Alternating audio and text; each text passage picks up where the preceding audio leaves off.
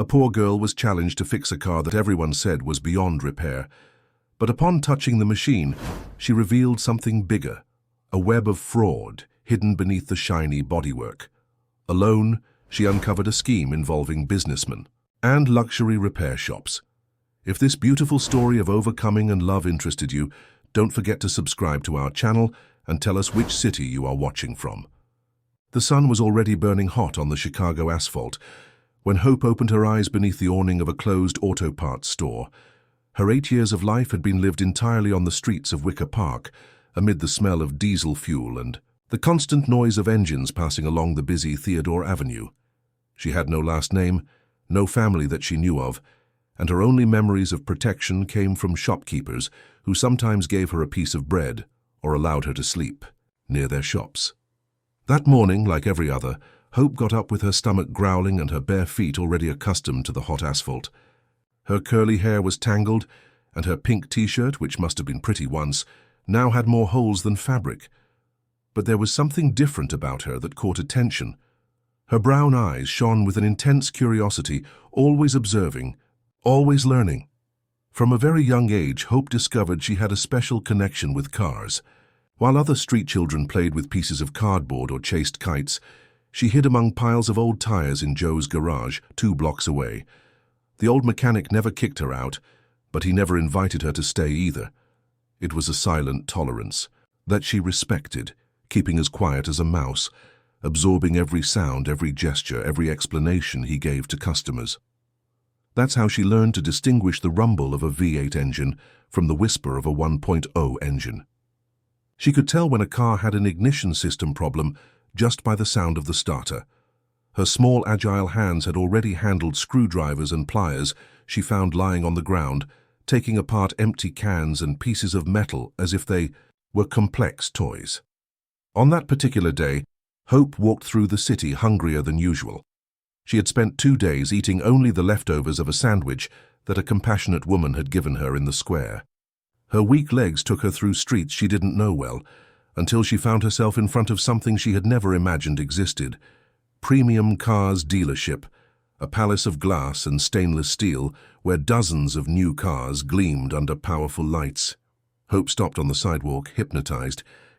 Her eyes scanned each vehicle on display, but were magnetized by one specific car. A blood-red Ferrari that occupied the central position in the showroom. It wasn't just the vibrant color that attracted her, but something indefinable in the way. The car's lines curved, as if it had a life of its own. She pressed her face against the glass of the display window, leaving a mark of vapor from her accelerated breathing. That's when she felt a heavy hand on her shoulder. "Hey, girl! What are you doing here?" The harsh voice belonged to a uniformed security guard, tall and stocky.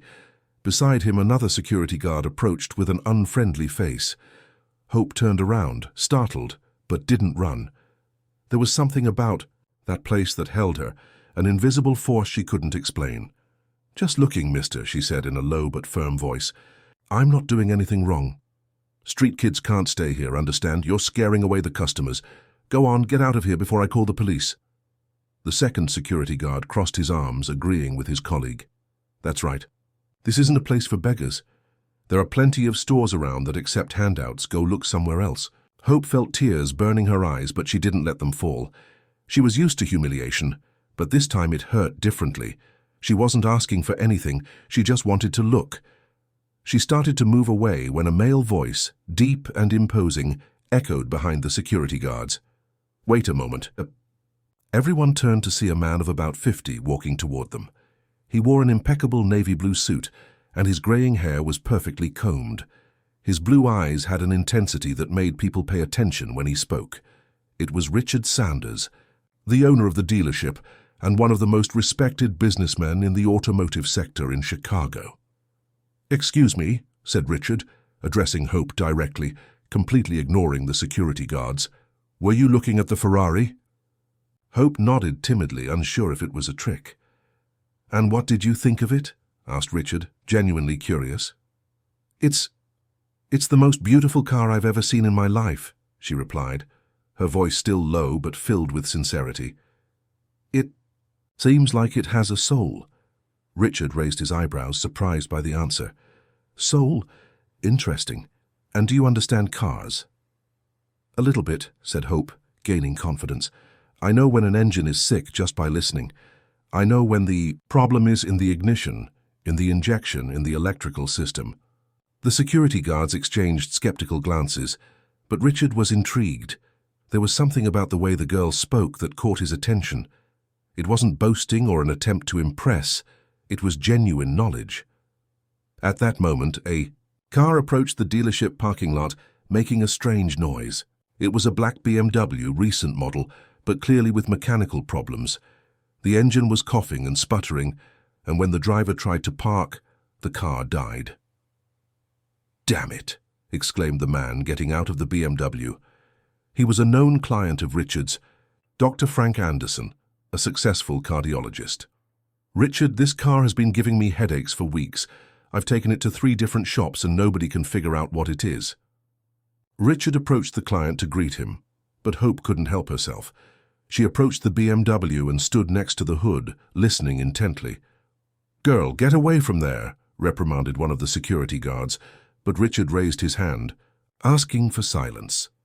Hope walked around the car, stopping at specific points, tilting her head as if she were listening to something that no one else could hear. Finally, she tapped lightly on the fuel tank and then placed her ear near the engine.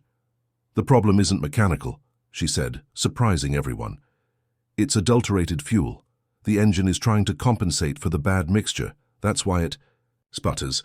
And there's one more thing. The fuel filter is clogged, but it's not normal dirt.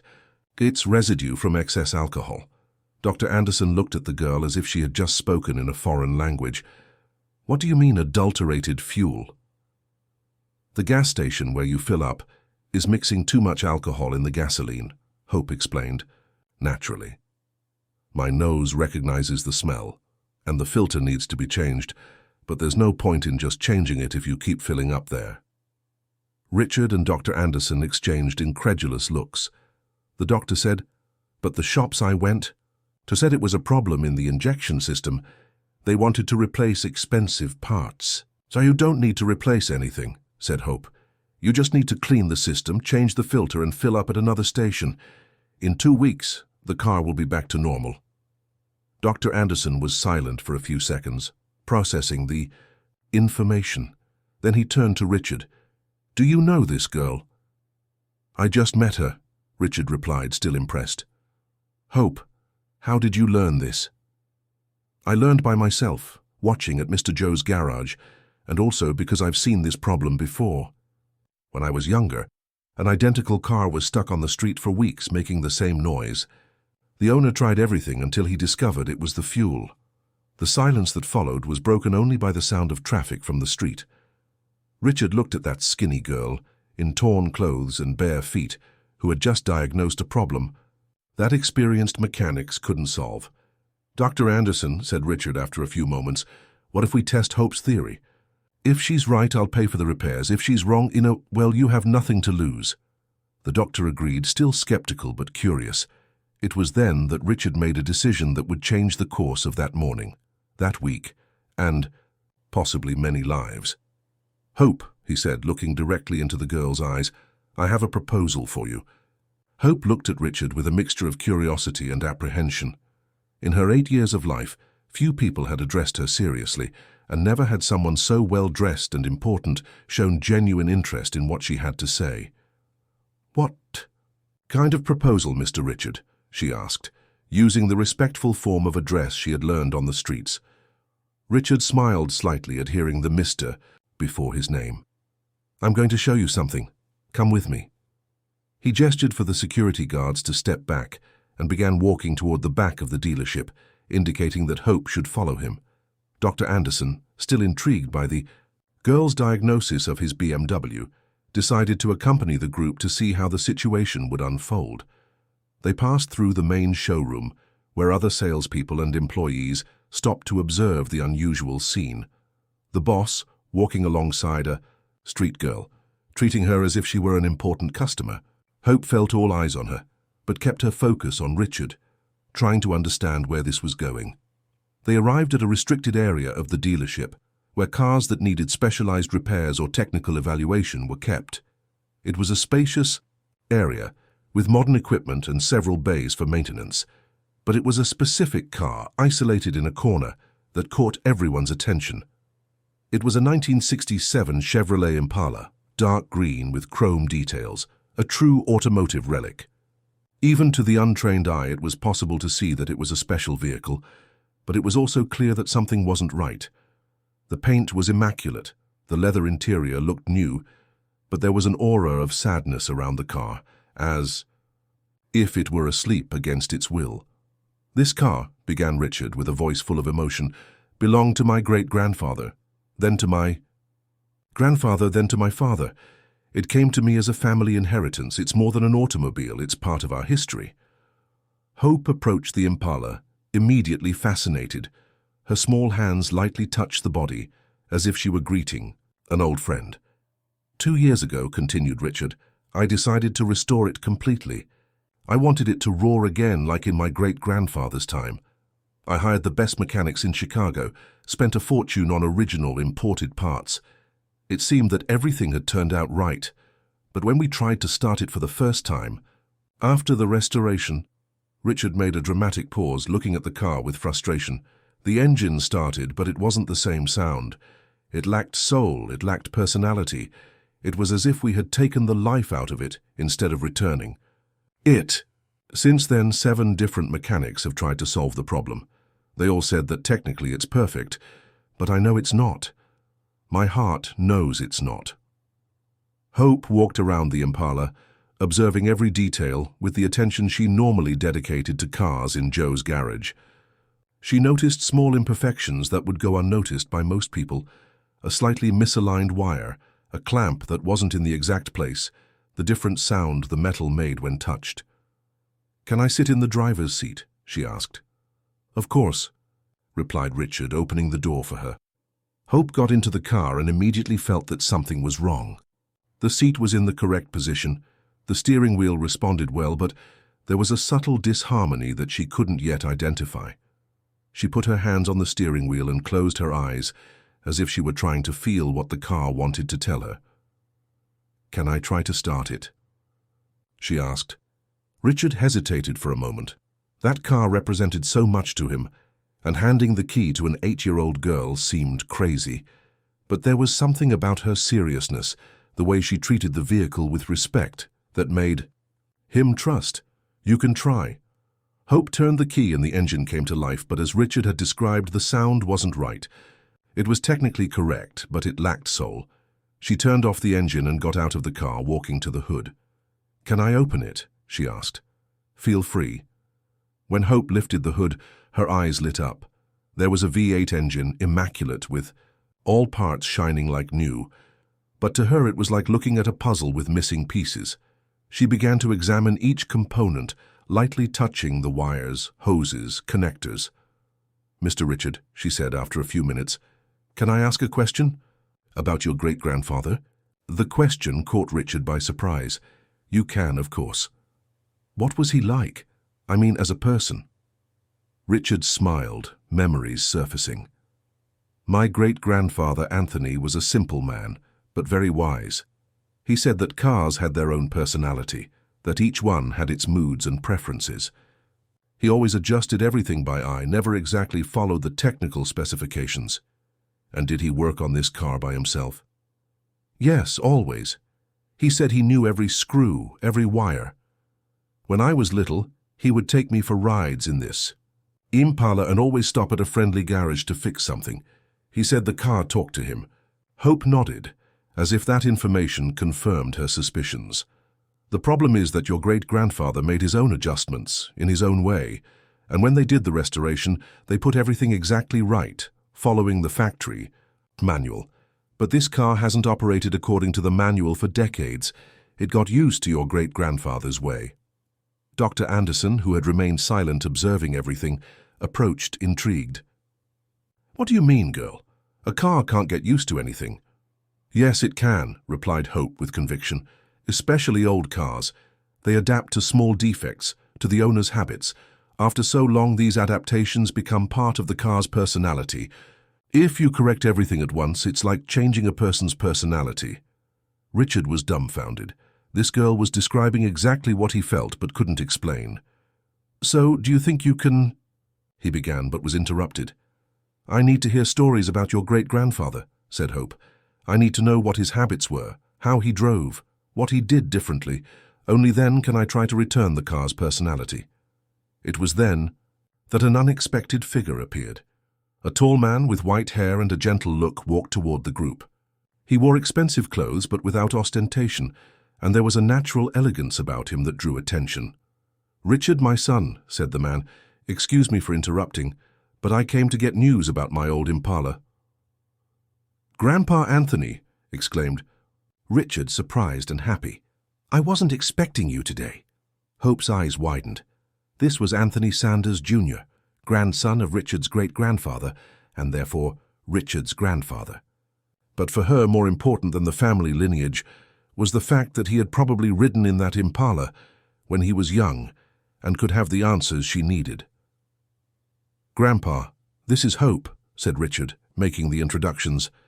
She thinks she can discover what's wrong with great-grandpa's Impala. Anthony looked at the girl with curiosity and kindness. Hello, little one. Do you understand cars? A little bit, Mr. Anthony, replied Hope timidly. And you, did you ride in this car when it was new? Many times, said Anthony, his eyes shining with memories. My grandfather would take me fishing in the countryside. We always stopped at a garage on the way because he insisted on fixing something in the engine. What kind of things did he fix? Oh, always some screw that he said was too loose or too tight. He regulated the carburetor mixture by ear, adjusted the ignition until the engine purred the way he liked. He said that each engine had its particular music. Hope smiled for the first time since arriving at the dealership. That information was exactly what she needed. Mr. Anthony, she said, would you help me bring back the music of your grandfather's engine?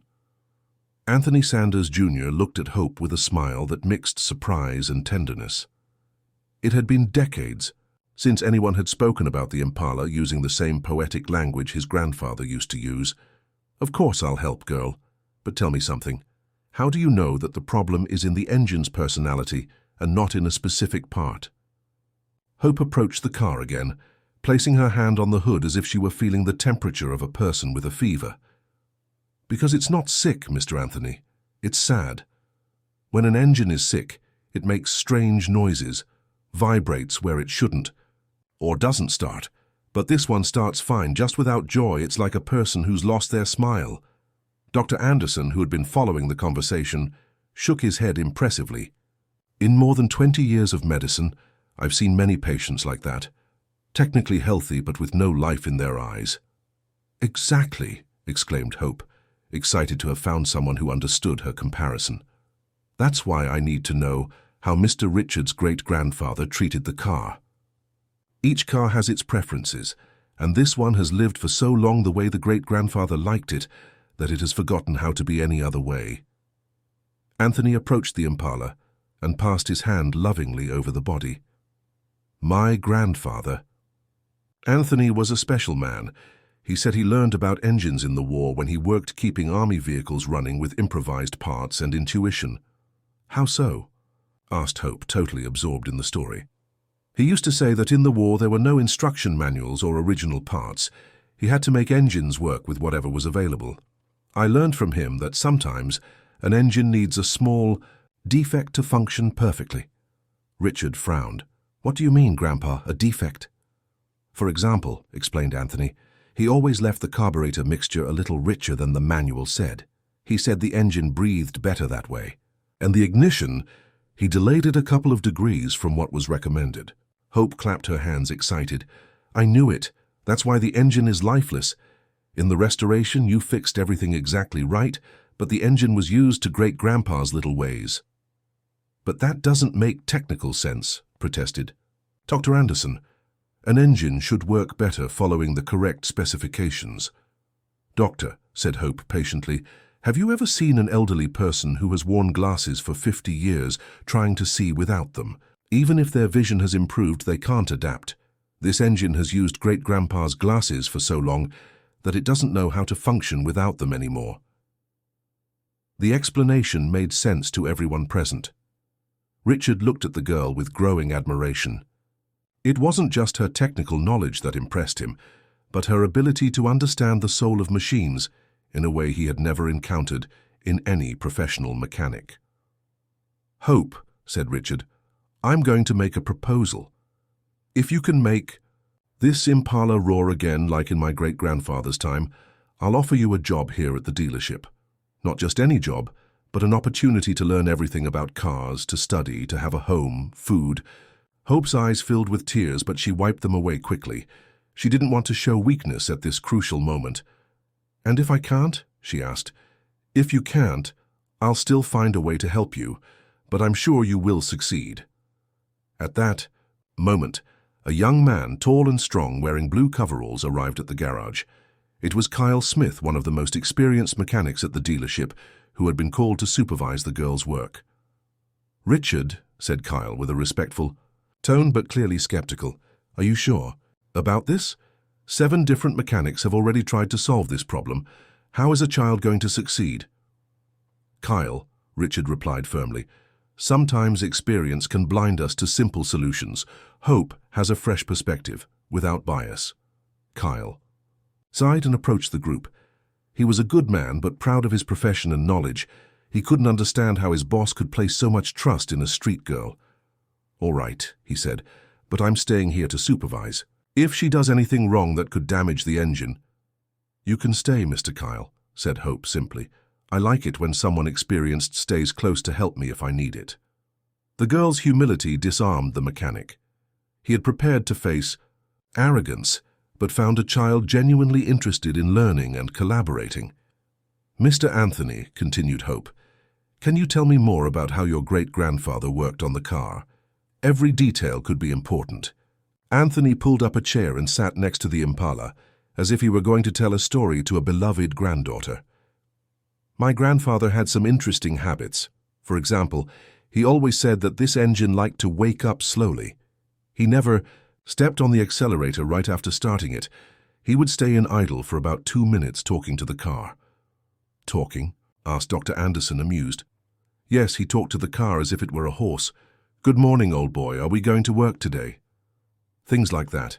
It seemed crazy, but the engine always responded better afterward." Hope nodded seriously. "That makes sense.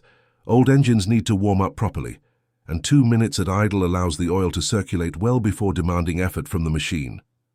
Kyle raised his eyebrows, impressed. The girl really understood mechanics. "He also had a habit of accelerating 3 times before turning off the car," continued Anthony. "He said it was to clear the engine's throat." "And he was probably right," said Hope. "That cleans the combustion residue from the system. It was a good technique for carbureted engines."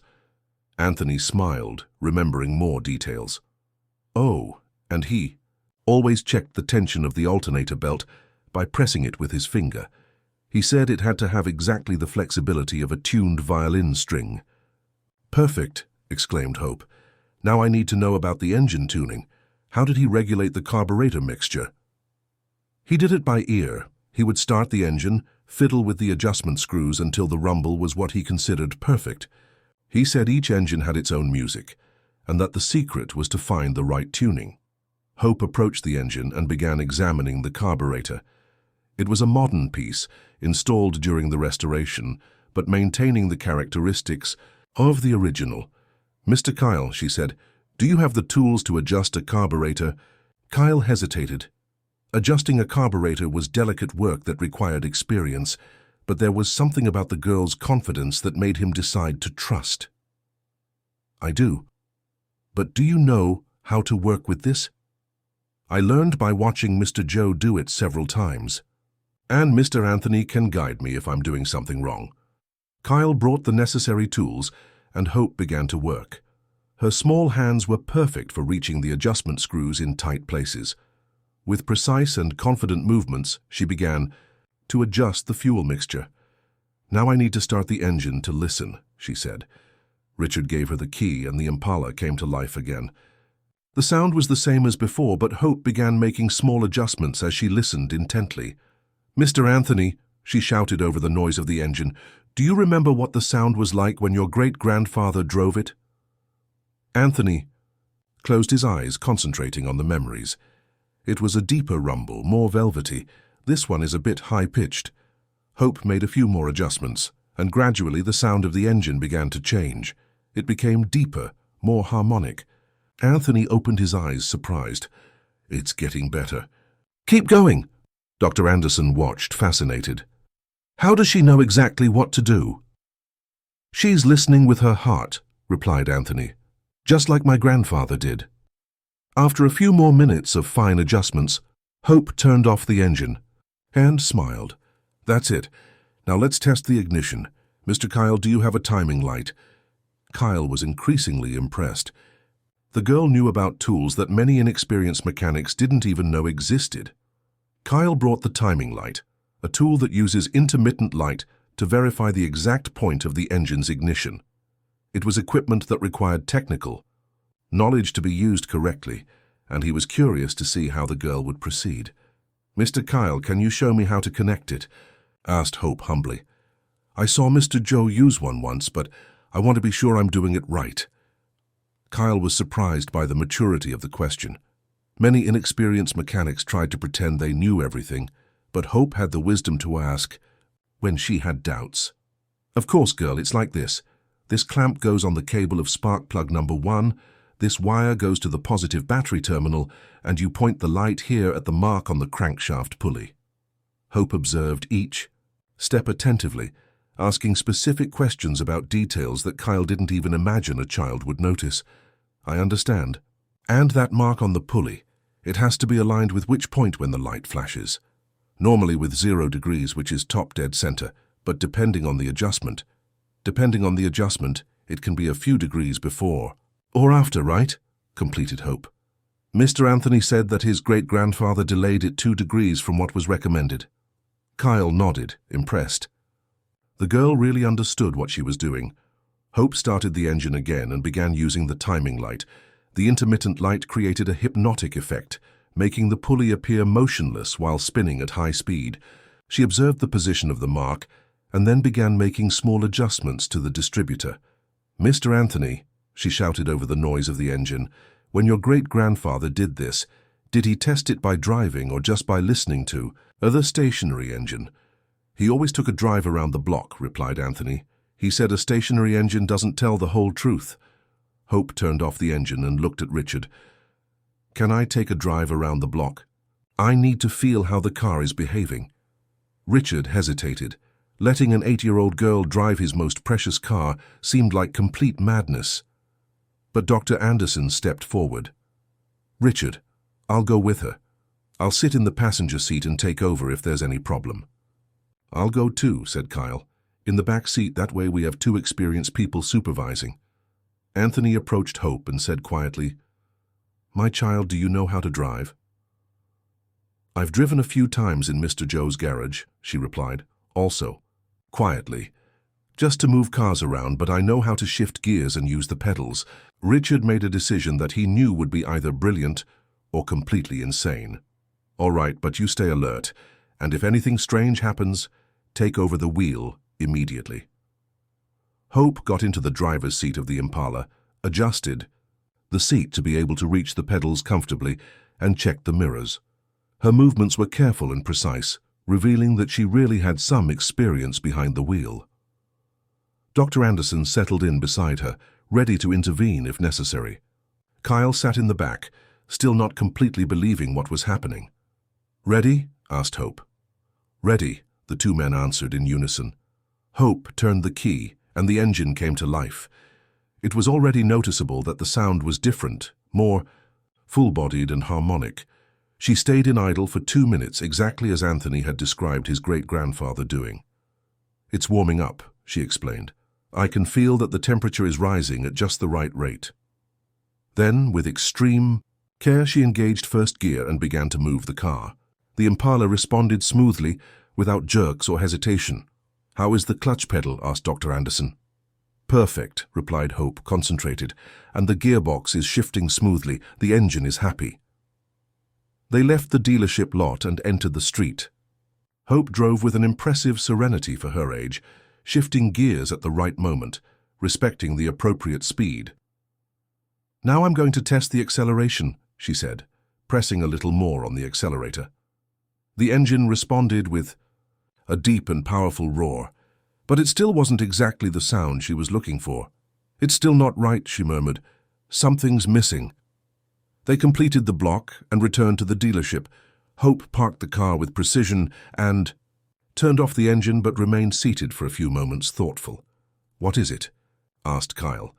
"The engine is much better, but it still doesn't have the great-grandfather's personality. Something important is missing." They got out of the car, and Hope went back to examining the engine. Anthony approached, curious to know the diagnosis. "Mr. Anthony," she said, "did your great-grandfather do anything special with the wires? Any particular way of organizing things in the engine?" Anthony thought for a moment. "Ah, yes. He always said that the wires had to talk to each other. He organized everything in a very specific way, never letting wires touch hot spots or cross with other wires." Hope examined the engine wiring and immediately saw the problem. In the restoration, the wires had been organized in a technically correct way, but not in the way the great-grandfather liked. "That's it," she exclaimed. "The wires are in the right place, but they're not talking the way the great-grandfather taught." She began to carefully reorganize the wiring, separating the cables according to their functions, maintaining adequate distances between them, creating an order that seemed more organic and natural. "There's also another thing," she said, continuing to examine the engine. "Mr. Anthony, did your great-grandfather use any specific type of oil?" "He did. He had a favorite brand, said that each engine had its oil preference." Kyle checked which oil had been used. "In the restoration, the best synthetic oil available was used," he said. "There's another problem," said Hope. "Old engines don't like very modern oil. It's like giving very refined food to someone who's used to home cooking. It's good for them, but it doesn't satisfy." "Doctor?" Anderson laughed. "Your comparisons are fantastic, girl. You're right. Sometimes what's technically best isn't the best in practice. We need to change the oil to a simpler semi-synthetic," said Hope, "and also check if the viscosity is right for the age of the engine."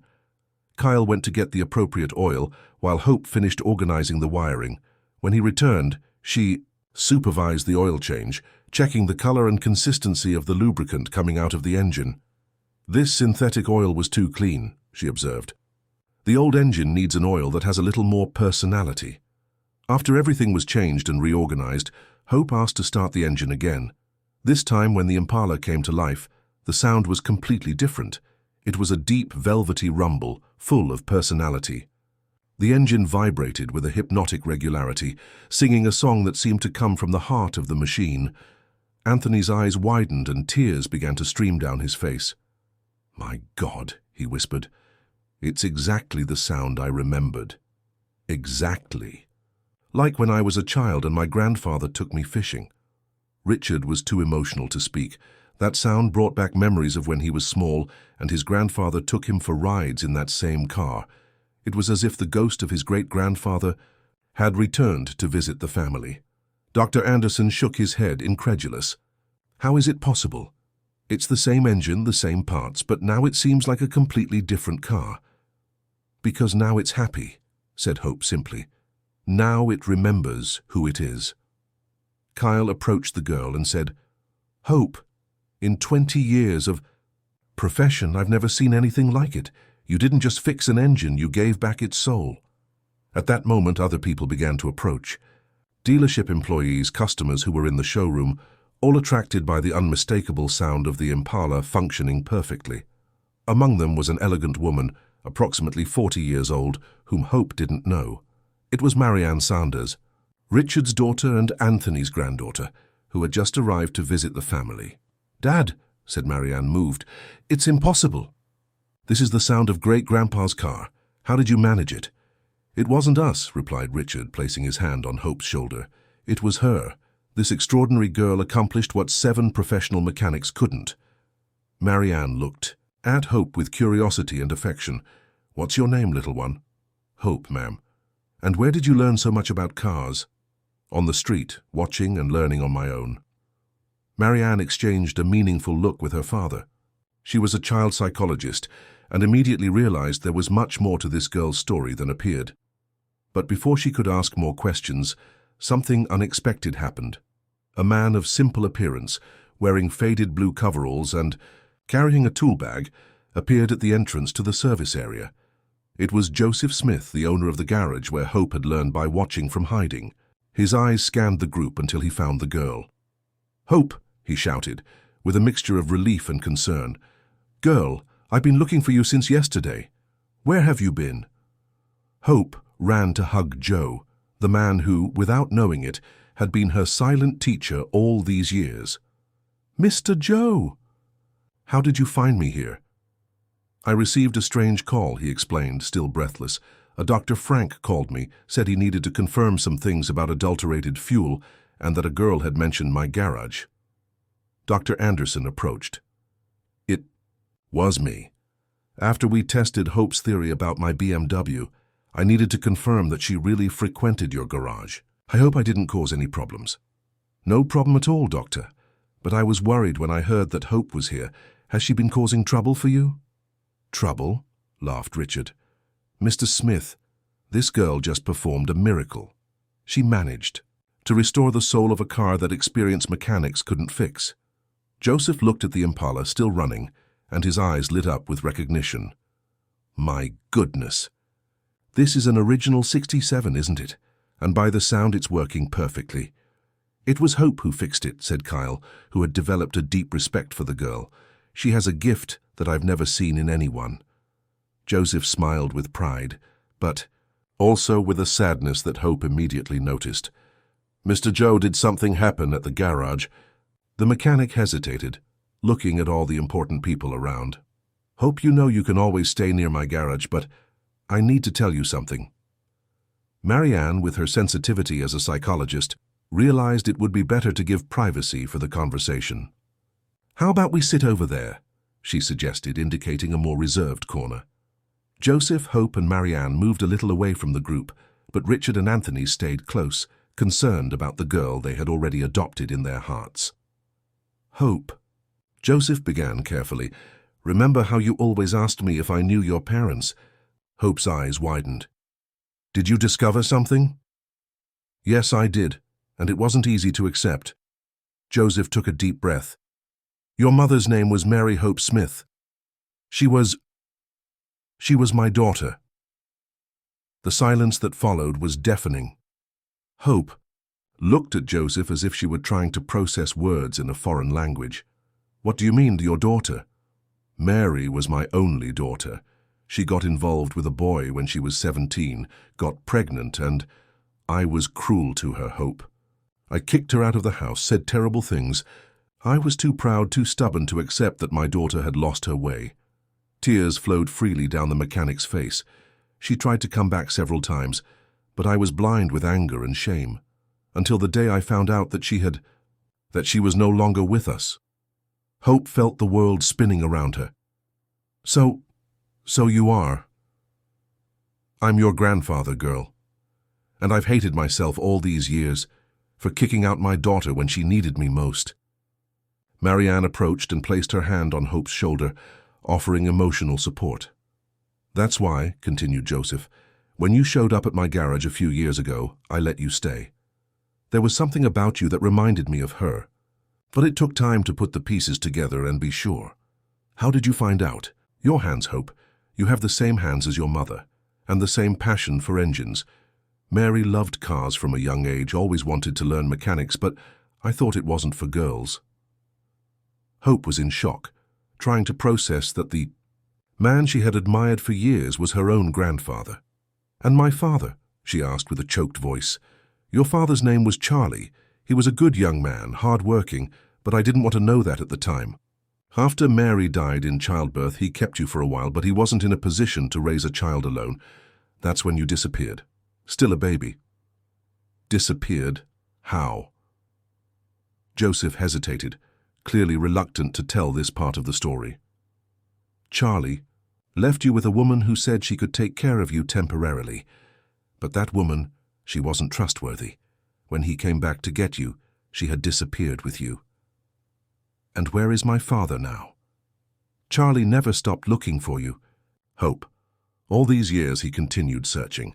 And when I finally understood who you were, I contacted him. Hope's eyes filled with hope. He wants to meet me? Yes, he does. In fact, he's arriving in Chicago tonight. He lives in the countryside, works for a transport company, has a stable life. Richard, who had heard part of the conversation, approached the group. Mr. Smith, if I may, I'd like to meet Hope's father. I have a proposal that might interest the whole family. What kind of proposal, Mr. Sanders? Well, I offered Hope a job here at the dealership. She has an extraordinary talent that can't be wasted. But now, knowing she has family, I'd like to offer something more comprehensive. Anthony joined the group. Richard, what are you thinking? I'm thinking of creating a special training program. Hope would be our first apprentice, but we could also bring her father to work here, and even you, Mr. Smith, if you're interested. Joseph shook his head, impressed. Mr. Sanders, that's very generous, but I don't know if we deserve— Yes, you do, interrupted Marianne. Hope didn't just save a car today. She returned precious memories to our family. That's priceless. Dr. Anderson, who had been observing the scene, approached. May I make a suggestion? How about we wait for Hope's father to arrive to discuss everything together? This girl has gone through too many emotions for one day. Everyone agreed it was the most sensible approach. Hope was clearly overwhelmed with so many revelations in such a short time. Hope, said Richard gently, for today, how about you rest? Marianne can take you to take a bath, eat something, relax. Tomorrow, when your father arrives, we'll talk about the future. But what about the car? She asked, looking at the Impala that was still running perfectly. The car is perfect thanks to you, said Anthony affectionately. It can wait. Now it's time to take care of the girl who took care of it. Kyle approached and said, Hope, can I ask you a technical question? Sure, Mr. Kyle. How? Did you know exactly which adjustments to make? It wasn't just technical knowledge, it was something more. Hope thought for a moment before answering. I listen to what the cars want to tell me, Mr. Kyle. Each engine has its own voice, its own feelings. When you really pay attention, they tell you what's wrong. And where does this gift come from? I think it comes from having spent so much time alone on the streets. When you don't have anyone to talk to, you learn to talk to other things. Cars, engines, machines, they have souls too, but most people don't notice. Kyle nodded, understanding. You're going to be an extraordinary mechanic when you grow up. I already am, said Hope with a shy smile. I'm just learning to be even better. At that moment, news arrived that no one expected. Richard's cell phone rang, and after answering, he had a serious expression. That was from building security, he said. There's a man downstairs asking for a girl named Hope. He says he's her father. Hope's heart raced. After 8 years living alone on the streets, in a single day, she discovered she had a grandfather who loved her, and a father who never stopped looking for her. Can I go meet him? She asked, afraid of the answer. Of course you can, said Joseph, holding his granddaughter's hand. But I'll go with you. After all, he also has a lot to talk about with me. I'll go too, said Marianne. As a psychologist, I can help make this reunion less traumatic for everyone. Richard looked at the Impala, still running perfectly, and then at the girl who had brought life back to that machine and discovered her own family on the same day. The elevator descended slowly to the ground floor of the dealership building, carrying a nervous but hopeful group. Hope held Joseph's hand tightly, trying to control the tremors running through her small body. Marianne was at her side, offering silent emotional support, while Richard and Anthony completed the group that would go down for the most important meeting in the girl's life. When the doors opened, Hope saw a man of approximately 30 with dark hair and brown eyes identical to hers. He wore a simple dress shirt and jeans, and in his nervous hands he held a small teddy bear worn by time. Charlie Smith stopped walking when he saw the group exit the elevator. His eyes scanned each face until he found a small, thin girl with curly hair and a look that he immediately recognized. They were the same eyes as Mary, his beloved who had departed 8 years ago. Hope, His voice came out as a whisper filled with emotion. The girl nodded, unable to speak. Charlie approached slowly, as if afraid she would disappear if he made sudden movements.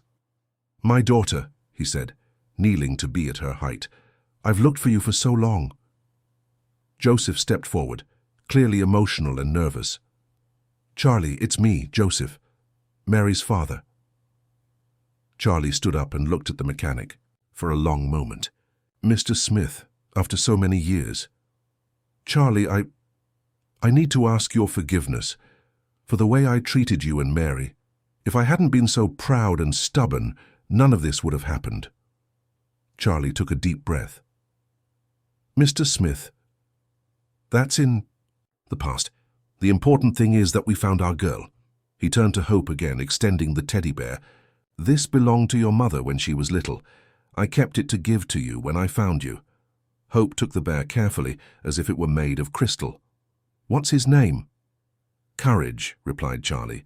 "Your mother said that when you were born, she would teach you to be brave like this bear." "And she did," said Hope quietly. "Even without being here, she taught me." Marianne approached and introduced herself. "Charlie, I'm Marianne Sanders, a psychologist. I'd like to talk with you about how to make this transition smoother for Hope." "Of course, Doctor. I know I can't just show up after 8 years and expect everything to be easy." Richard joined the group. "Charlie, I'm Richard Sanders, owner of this dealership. Your daughter did something extraordinary today. I'd like to talk to you about her future." Charlie looked around, realizing for the first time where he was. A car dealership? What did Hope do here? "She saved the soul of a car that 7 mechanics couldn't fix," explained Anthony. "Your daughter has a rare gift, Charlie. She's a natural mechanic." "Just like her mother," said Charlie with pride. "Mary loved cars, always wanted to learn about engines." "And she did learn," said Hope finally, finding her voice. "Through me. I feel like she guides me when I'm working on cars." Charlie was moved to hear his daughter speak about her mother in such a natural and affectionate way. "Dad," said Hope, trying out the word for the first time in 8 years, "do you want to see the car I fixed?" "I'd love to, my daughter."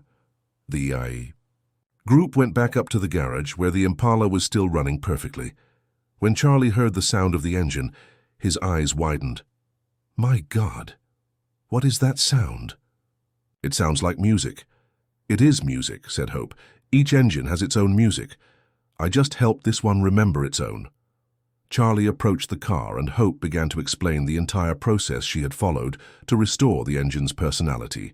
He listened, fascinated, realizing that his daughter had not only inherited her mother's passion for cars, but had developed a talent that went far beyond what Mary had ever dreamed of. "Hope," said Richard, "now that your father is here, I can repeat my offer officially. I'd like to offer you a position at our dealership. Not just a job, but an opportunity to study, to become a professional, to have a formal education and at the same time develop your extraordinary talent." Charlie looked surprised. "A job offer for an 8-year-old child?"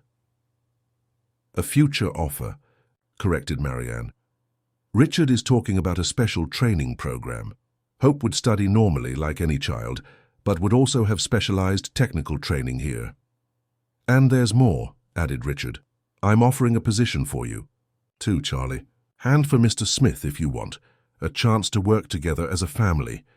Joseph shook his head, still incredulous. "Mr. Sanders, that's too much generosity." "It's not generosity, it's investment," said Anthony. "Hope gave us back something that's priceless. Now it's our turn to give her what she deserves, a united family and a bright future." Dr. Anderson, who had followed the entire unfolding of the situation, approached. "May I give a testimony? In just a few hours, this girl diagnosed a problem with my car that 3 garages couldn't identify. She's not just talented, she's a prodigy." Kyle joined the group, "and I can guarantee she has the humility to learn and the wisdom to teach. It will be a pleasure to work with you all." Charlie looked at his daughter, who was holding the Courage teddy bear against her chest, and smiling timidly. "Hope, what do you think? Do you want to try to build a new life with me and Grandpa Joseph?" "I do," she replied without hesitation. "But can I keep taking care of cars?" You can, said Charlie, laughing. In fact, I think the cars are the ones who will need you. At that moment, Hope had an idea. Dad, can I show you something? She took him to the Impala and asked him to sit in the passenger seat. What are you going to do? Asked Charlie. I'm going to take you for a ride, like Mr. Richard's great-grandfather did with his family. Richard handed over the keys without hesitation. He already completely trusted the girl's ability. Hope started the engine and stayed in idle for 2 minutes, as she had learned the great-grandfather did. Then, carefully, she drove slowly around the lot. Listen to the sound, Dad, she said. This car was sad because it had lost its family. Now it's happy because it found those it loves again. Charlie heard the deep and harmonic rumble of the engine and understood his daughter's metaphor. Like us, he said with a choked voice. Like us, confirmed Hope. They returned to where the group was waiting for them. When Hope turned off the engine, she did exactly as Anthony had told her his great-grandfather did. She accelerated 3 times before shutting it off to clear the engine's throat. There, she said. Now it will rest happy. Charlie got out of the car and hugged his daughter tightly. Hope, you've taught me more in 5 minutes than I've learned in years. It's because I learned from Mum, she said simply. She teaches me through the cars. Joseph approached the two. Charlie, may I hug my granddaughter? Of course, Mr. Smith. Actually, you don't need to call me Mr. We're family now. The hug between grandfather and granddaughter was long and full of meaning. Years of regret and longing dissolved in that moment. Grandpa Joe, said Hope, can I still go? To your garage. Now you're going to work in a much better garage, he said, laughing. But you can visit mine whenever you want. After all, that's where you learned. Marianne approached Charlie. May I suggest that we make a gradual transition? Hope has gone through many emotions today. How about if she stays with you for a few days to mutually adapt? I think that's a great idea, agreed Charlie. Hope, would you like to see where I live? It's a small house, but it has a yard where you can play. And does it have a garage? She asked hopefully. Yes, it does, laughed Charlie. I can even get some old cars for you to practice on. And I can teach her everything I know, added Joseph, officially this time. Richard approached with an envelope. Charlie, here are the work contracts for all 3 of you. You can take them home, read them carefully, and give me an answer when you feel ready. Mr. Sanders, said Charlie, I don't know how to thank you. No, need to thank me. Your daughter gave us an invaluable gift today. She brought life back to a car that represented the dearest memories of our family. Anthony approached Hope. Girl, can I ask you a favor? Of course, Mr. Anthony. When you officially start working here, can you teach other mechanics to listen to cars like you do? I can try, she said, but I don't know if everyone can learn. You need to have an open heart. Like yours, said Anthony, lovingly touching the girl's face. Dr. Anderson said goodbye to the group. Hope, thank you very much for solving the problem with my car, and congratulations on finding your family. Doctor, she said, don't forget to fill up at a different gas station. I won't forget, he promised, laughing. Kyle also approached to say goodbye. Hope, I'm looking forward to working with you. I'm sure you'll teach me a lot. And I'll learn a lot from you too, Mr. Kyle. When everyone had said their goodbyes, only Hope, Charlie, Joseph, and the Sanders family remained. Well, said Richard, I think it's time we let the family reunite in peace. Mr. Richard, said Hope, can I ask one more question? Of course. Why? Did you trust me? Why did you let a street girl work on your most precious car? Richard thought for a moment before answering. You know, Hope, sometimes life puts special people in our path when we least expect it. You arrived here at the exact moment when we needed someone with your gift. It wasn't a coincidence. It was destiny, added Anthony. And your mother's love guiding you to us. Hope looked at the Impala one last time before leaving. The car gleamed under the garage lights, looking proud and satisfied. See you soon, old boy, she whispered. Now you know you'll never be abandoned. Again? Charlie took his daughter's hand. Shall we go home? Yes, replied Hope, for the first time in 8 years, being certain of what that word meant. As they walked toward the exit, Joseph beside them, Hope turned one last time to wave to the Sanders family. "Thank you so much for everything," she shouted. "Thank you," replied Richard, "for reminding us that miracles still happen." 6 months later, Premium Cars dealership had become known not only for the luxury cars it sold, but for the prodigy girl who worked in its specialized garage. Hope, now living with her father in a comfortable house and attending a private school sponsored by Richard, had become a legend in the automotive world. She created her own diagnostic method that she called heart listening, where she taught other mechanics to perceive the subtle signs that vehicles gave about their problems. Customers came from other states just to have her examine their classic cars. Charlie had adapted perfectly to the work at the dealership, taking care of transport logistics, while Joseph had become the head of the general garage, supervising all basic services. The 1967 Impala was restored to perfection and now occupied a place of honor in the showroom, with a plaque that said, "Restored with love by Hope Smith, the girl who hears the heart of cars." Hope grew up happy, surrounded by the family she had found again and by the cars she continued to love and heal. She never forgot her origins, and every month she visited the streets where she had grown up, bringing food and hope to other children in similar situations. "Never give up on dreaming," she would tell the children. "Sometimes the miracle is waiting around the next corner." And when she returned home, she always stopped in the garage to greet her father's car, whispering loving words and listening attentively to what it had to tell about the day. Because Hope had learned that when you have love in your heart, even machines respond with soul. Dear listeners, we hope that the story of Hope, Charlie, and Joseph has touched your hearts as much as it touched ours. A story about family, forgiveness, second chances, and the magic that happens when we open our hearts to hear what the world has to tell us. To continue this emotional journey, we've prepared a special playlist with equally captivating stories about overcoming obstacles and family reunions. Find it here by clicking to your left. If you liked this story, don't forget to subscribe to our channel and leave a like on the video. Every day we bring unique stories that explore the complexity of life and the beauty of human relationships. Don't miss our upcoming content.